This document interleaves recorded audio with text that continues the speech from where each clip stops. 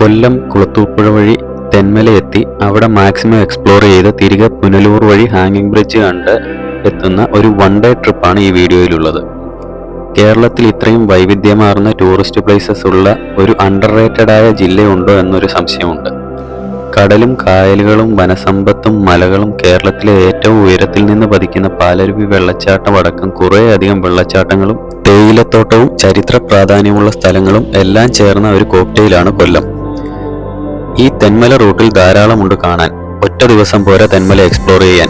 എന്നാൽ ഈ വഴി വൺ ഡേ ട്രിപ്പ് പോകുവാൻ താല്പര്യമുള്ളവർക്ക് ഈ വീഡിയോ തീർച്ചയായും ഉപകാരപ്പെടും. വീഡിയോ ഉപകാരപ്രദമാണെന്ന് തോന്നിയാൽ ദയവേദി ഞങ്ങളെ സപ്പോർട്ട് ചെയ്യുക. അപ്പോൾ വീഡിയോയിലേക്ക് കിടക്കാം. ഏവർക്കും സ്വാഗതം. Welcome to VNS tech travelling.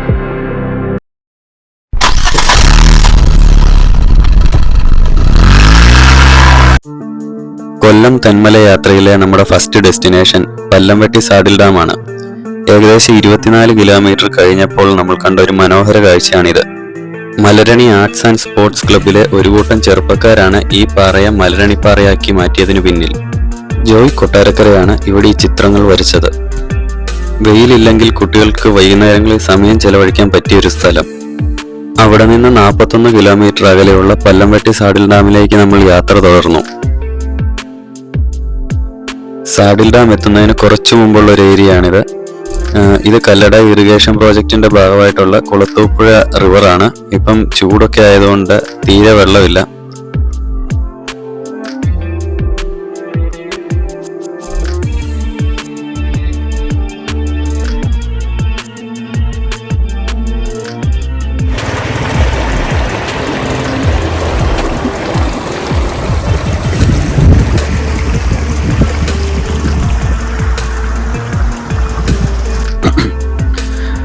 മഴക്കാലത്ത് ഈ ഒരു ഏരിയ മൊത്തം വെള്ളം കൊണ്ട് നിറയുമെന്നാണ് പറഞ്ഞു കേട്ടത്. അതായത് ഈ റിസർവിയറി വെള്ളമുള്ള സമയത്ത്. ഇവിടെ മാർക്ക് ചെയ്തിരിക്കുന്നത് സാധാരണ ഇവിടെ കാണുന്ന മിനിമം ലെവൽ താഴെയും അവിടെ വരുന്ന മാക്സിമം ലെവൽ മുകളിലുമായിട്ട് മാർക്ക് ചെയ്തിട്ടുണ്ട്.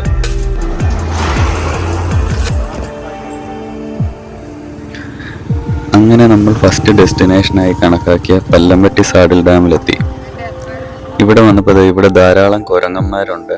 ഇത് സെന്തുർണി ഫോറസ്റ്റിന്റെ ഒരു ഭാഗമാണ് ഈ ഒരു ഏരിയ മൊത്തം. ഈ തെന്മല ഡാമിലെ ബോട്ടിംഗ് ഉള്ളത് ഇവിടെയാണ്. ഇത് തെന്മല ഡാമിന്റെ ഒരു ഭാഗം മാത്രമാണ്.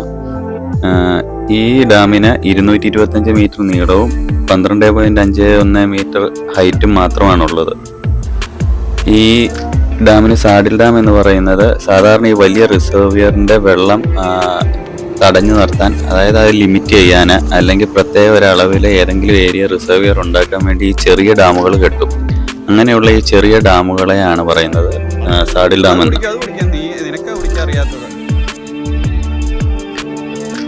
ഈ ചൂടിന്റെ പ്രഭാവമാണ്. ഇപ്പൊ ഈ കാട്ടിലും ഇല്ല വെള്ളം. തൊട്ടടുത്ത് ഡാമുണ്ട്, പക്ഷെ ഇവർ ഈ താമസിക്കുന്ന ഏരിയയിലൊന്നും വെള്ളം കിട്ടാനില്ലാത്തത് കൊണ്ടും ഇവിടെ നിന്ന് അത്യാവശ്യം നല്ല ദൂരത്ത് പോയാലേ ഡാമിലെ വെള്ളം കിട്ടത്തുള്ളൂ. കാരണം അത് നമ്മൾക്ക് അകത്തോട്ട് കയറുമ്പോൾ കാണാം. നിങ്ങൾക്ക് ഇവിടെ വരുന്ന ഈ യാത്രക്കാരുടെ കയ്യിൽ നിന്ന് മിനറൽ വാട്ടറോ അങ്ങനെയുള്ള കുപ്പിയിലെ വെള്ളം എന്തെങ്കിലും ഉണ്ടെങ്കിൽ ഇവര് പതുക്കെ അടുത്ത് വന്ന് എടുത്തുകൊണ്ട് പോകാനോ അല്ലെങ്കിൽ അവർ വെള്ളം കൊടുക്കുവാണെങ്കിൽ കുടിക്കാനോ ഒക്കെ ആയിട്ട് ഇങ്ങനെ ഇരിക്കും. ഇപ്പൊ ഇവർക്ക് ഈ കുപ്പി തുറന്ന് തന്നെത്താനെ വെള്ളം എടുത്ത് കുടിക്കാനൊക്കെ അറിയാം. കുറച്ചു നാൾ മുമ്പ് വരെ നമ്മൾ കണ്ടിരുന്നത് ഈ എവിടെയെങ്കിലും പോയ കുരങ്ങന്മാര് നമ്മുടെ കയ്യിലുള്ള പലഹാരങ്ങളും മറ്റും തട്ടിപ്പറിച്ചുകൊണ്ട് ഓടിക്കൊണ്ടിരുന്നത്. ഇപ്പം വന്ന് കൂടുതലായിട്ട് ഈ വെള്ളവും മറ്റുമാണ്. ഇതുണ്ട് ഐസ്ക്രീം ഇവന്മാര് കഴിക്കുന്നേ.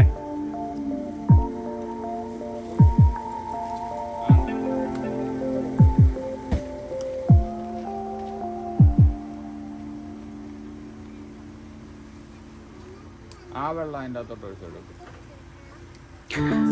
ഇതിങ്ങനെ വെള്ളം കുടിക്കുന്നത് കണ്ട് മുമ്പേ നമ്മൾ ഡാമിന്റെ അതുവഴി പോയൊരു അമ്മയും കുഞ്ഞും അത് തിരികെ ഈ വെള്ളം കുടിക്കാൻ വേണ്ടി വരുന്നത് കണ്ടോ.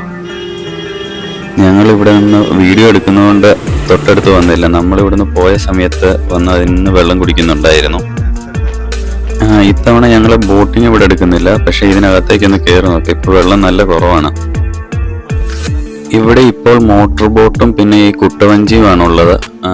പണ്ട് പെഡൽ ബോട്ട് ഉണ്ടായിരുന്നു എന്നാണ് ഒരു ഓർമ്മ.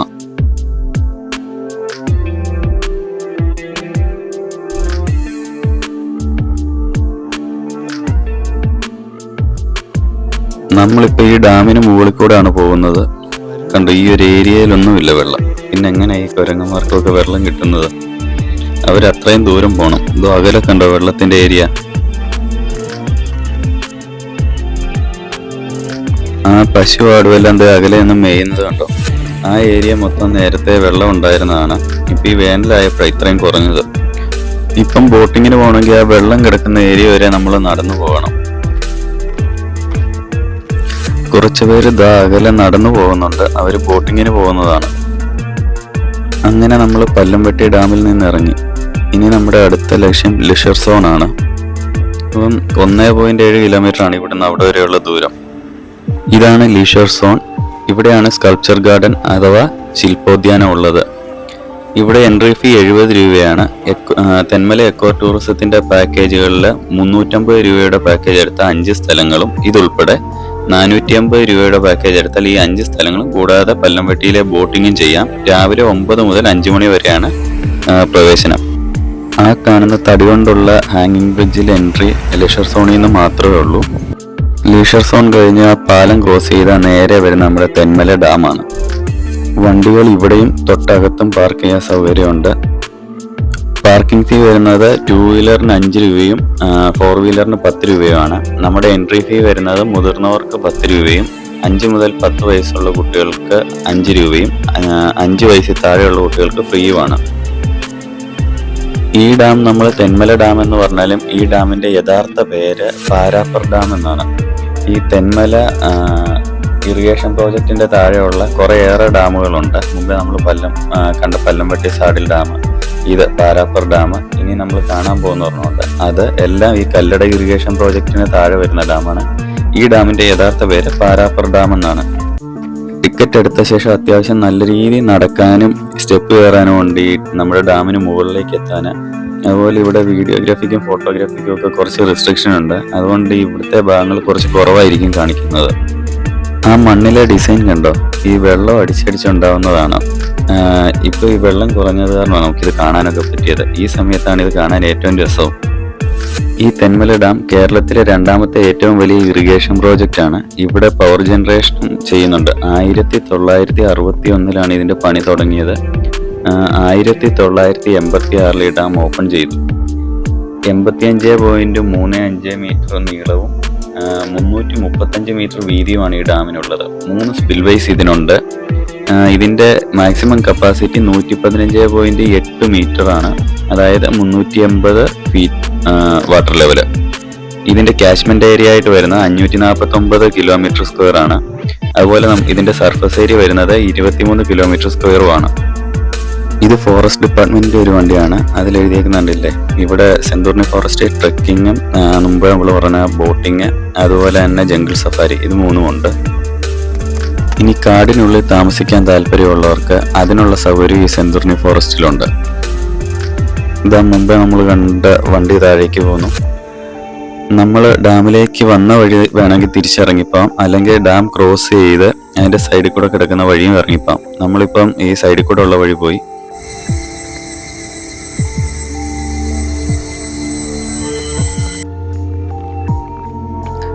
അങ്ങനെ നമ്മൾ വന്നിറങ്ങുന്നത് ലിഷർ സോണിന് തൊട്ട് മുമ്പാണ്. ലിഷർ സോണും കഴിഞ്ഞ് പാലവും കഴിഞ്ഞിട്ട് വേണം ഇനി നമ്മൾ വണ്ടി ഇട്ടെടുത്ത്, അതായത് തെന്മല ഡാമിന്റെ അങ്ങോട്ട് പോകാൻ.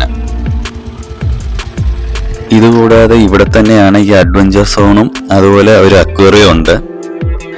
അങ്ങനെ നമ്മൾ പാലരുവി വെള്ളച്ചാട്ടത്തിലേക്ക് പോയെങ്കിലും അവിടെ എത്തിയപ്പം ടൈം കഴിഞ്ഞിരുന്നു എൻട്രി. അപ്പം നമ്മൾ നേരെ 5 കിലോമീറ്റർ അകലെയുള്ള കണ്ണറപ്പാലം, 13 കണ്ണറപ്പാലം കാണാൻ തിരികെ എത്തി. ഈ കാണുന്നത് 13 കണ്ണറപ്പാലമല്ല, ഇവിടെയുള്ള ഈ പാലങ്ങളല്ല ഈ കണ്ണറകൾ പോലെ. ഇവിടെ ഈ തേനീച്ചക്കൂടും ഈ ഏരിയ എല്ലാം കണ്ടപ്പോൾ നിർത്തിയതാ. അതുപോലെ കുറച്ചുകൂടെ ദൂരം ചെന്ന് കഴിഞ്ഞപ്പോൾ കണ്ടൊരു കാഴ്ചയാണ് ആ സമയത്ത്. ഇത് മലമുഴക്കി വേഴാമ്പല ദൂരെ ഇരിക്കുന്നത് കണ്ടത്. പെട്ടെന്ന് ക്യാമറ ഒക്കെ എടുത്ത് വരാൻ സമയം പിടിച്ച്. ഇത് മൊബൈലിൽ എടുത്ത വിഷ്വലാണ്.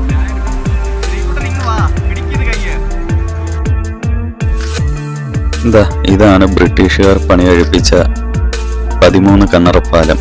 പാരാപ്പർ ഡാമിൽ നിന്ന് 5 കിലോമീറ്റർ ആണ് ഇവിടെ വരെയുള്ള ദൂരം.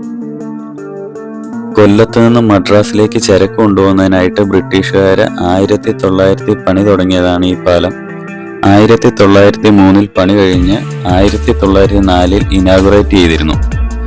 സുർക്കി മിശ്രിതം കൊണ്ടാണ് പാലം ഉണ്ടാക്കിയത്. ഈ ഇത് കഴുതുരുട്ടിയാറാണ്. ഈ കാണുന്നത് കൊല്ലം തിരുമംഗലം നാഷണൽ ഹൈവേയും. ഈ 13 കണ്ണറ പാലത്തിന് 102 മീറ്റർ നീളവും 5.5 മീറ്റർ വീതിയുമാണുള്ളത്. ഈ കാണുന്ന ചതുരക്കല്ലുകളൊക്കെ ഈ അടുത്തിടെ പതിച്ചാണ്. ബ്രിട്ടീഷുകാരുണ്ടാക്കിയ പാലം ഇപ്പോൾ ഈ കോൺക്രീറ്റ് പാലത്തിനുള്ളിലാണ്. പണ്ട് ഇത് മീറ്റർ ഗേജ് ആയിട്ടാണ് ബ്രിട്ടീഷുകാരുണ്ടാക്കിയത്. പിന്നീട് ഇത് ബ്രോഡ് ഗേജ് ആയിട്ട് പുതുക്കി പണിതു. ആ സമയത്ത് ഇത് റിനോവേഷൻ, കോൺക്രീറ്റ് കൊണ്ട് റിനോവേറ്റ് ചെയ്തു. അതിനു മുകളിൽ ചതുരക്കല്ല് പതിക്കുകയും ചെയ്തു. ഈ ഒരു റൂട്ടിലെ പാലങ്ങളിലെ ചതുരക്കല്ല് പതിച്ചേക്കുന്ന ഈ ഒരു പാലത്തിന് വേണ്ടി മാത്രമേ ഉള്ളൂ. ഈ പാലത്തിന് മുകളിലേക്ക് ഇപ്പം നമുക്ക് എൻട്രി ഇല്ല, അവിടെ അടച്ചു വെച്ചിട്ടുണ്ട്. അതിക്രമിച്ച് കിടക്കുന്നത് ശിക്ഷാർഹമാണ്. നമ്മൾ താഴെ നിന്നപ്പം അറിയാത്ത ഒരു സുഹൃത്ത് നമുക്ക് തന്ന വിഷ്വൽസ് ആണിത്. അതുകൊണ്ട് തൽക്കാലം തൃപ്തിപ്പെടാനേ നിർവാഹമുള്ളൂ.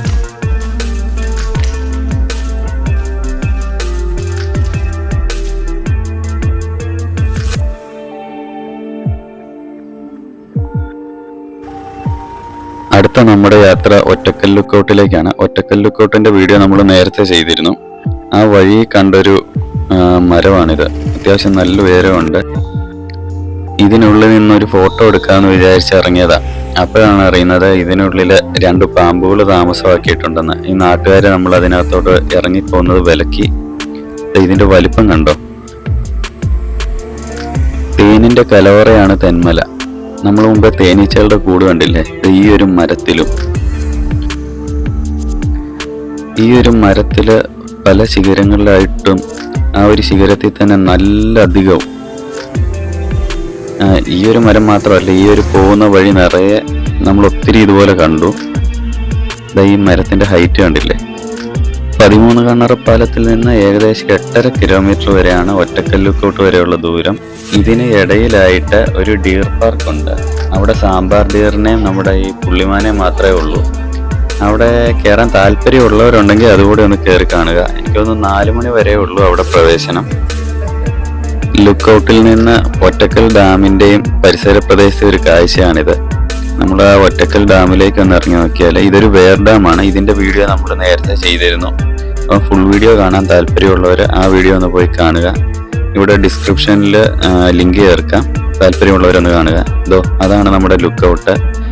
ഇതിപ്പം വേർ ഡാമിൽ നിന്നുള്ള ഒരു കാഴ്ചയാണ്. ഇവിടുന്ന് 2.5 കിലോമീറ്റർ അകലെയാണ് പാണ്ഡവൻപാറ. ഒറ്റക്കൽ ലുക്കൗട്ടിൽ നിന്ന് നമ്മൾ നേരെ പോയത് 15 കിലോമീറ്റർ അകലെയുള്ള പുനലൂർ സസ്പെൻഷൻ ബ്രിഡ്ജ് കാണാൻ വേണ്ടിയാണ്. ഇതാണ് നമ്മുടെ കൊല്ലംകാരുടെ സ്വന്തം തൂക്കുപാലം, പുനലൂർ സസ്പെൻഷൻ ബ്രിഡ്ജ്. സൗത്ത് ഇന്ത്യയിലെ ഈ സസ്പെൻഷൻ മോഡലിലുള്ള ഒരു തൂക്കുപാലം മറ്റൊന്നില്ല. ട്രാവൻകൂർ ഗവൺമെന്റ് 1877 ഈ ബ്രിഡ്ജ് പണി കഴിപ്പിച്ചത്. ഏകദേശം 6 വർഷത്തിന് മുകളിലെടുത്തു പണി കഴിയാനെന്നാണ് പറയപ്പെടുന്നത്.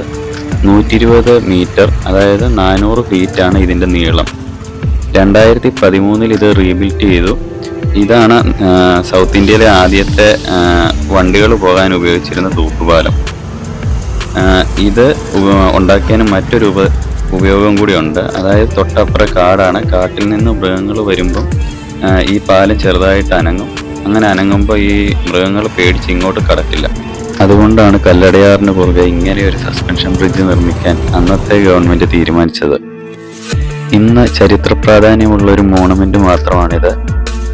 7 മണി വരെയാണ് ഇതിലേക്ക് എൻട്രി ഉള്ളത്. അപ്പോൾ ഈ വീഡിയോ ഉപകാരപ്രദമായിട്ടുണ്ടെന്ന് വിചാരിക്കുന്നു. ഉപകാരപ്രദമായിട്ടുണ്ടെങ്കിൽ ദയവായി ഞങ്ങളെ സപ്പോർട്ട് ചെയ്യുക എന്ന് ഞങ്ങളോടൊപ്പം ഉണ്ടാവുക. അടുത്ത വീഡിയോ എത്രയും പെട്ടെന്ന് എത്തുന്നതായിരിക്കും. Until then, it's bye from TVNS.